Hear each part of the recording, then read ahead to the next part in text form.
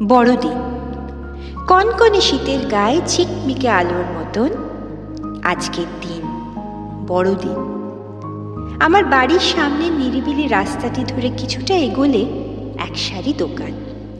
প্রতি উৎসবেই তারা সেজে ওঠে, কিন্তু বছরের এই সময় সে সাজ একটু অন্যরকমের হয়।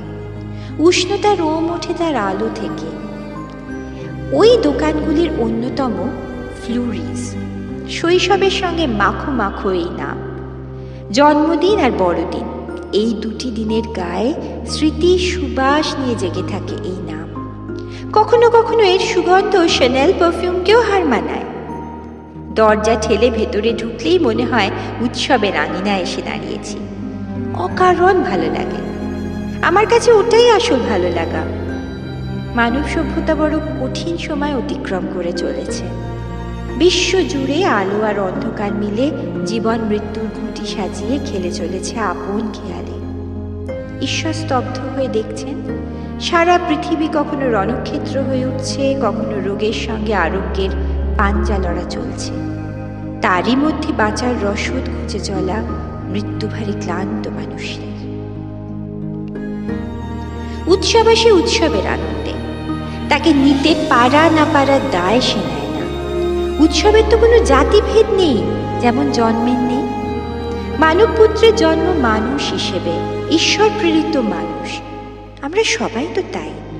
তফাৎ একটাই, এই সহজ সত্য আমরা ভুলি, তিনি ভোলেন না। তাই বৃহৎ প্রাণ এই বড় দিনটিতে আমাদের আরেকটু বড় হওয়ার প্রার্থনা করেন পরম পিতার কাছে। একটা সময় ছিল যখন গরম জামা, ন্যাপথলিন, কমলা লেবু, মিঠে করা রোদ, উল, কাঁটা, নাহুমের কেক, সান্টা ক্লজ, মোজা, চমকে দেওয়া অলৌকিক উপহার, পিকনিক, সর্দি, কাশি, দিদার আদুরে হাতে বড় চামচে টলটলে ঠান্ডা না লাগার টনিকের নাম ছিল বড়দিন। নরম বিছানায় লেপের সোহাগে মাখামাখি হয়ে সান্টা ক্লজ যদি বাড়ির ঠিকানা ভুল করেন, সেই চিন্তা করতে করতে ঘুমিয়ে পড়া। না, তিনি বাড়ির ঠিকানা কোনোদিন ভুল করেননি, এখনো করেন না। আমার অপরাধ, আমি বড় হয়ে গিয়েছি। রূপকথা থেকে নির্বাসিত এক প্রাণ। বড় শব্দটি বড় বিচিত্র।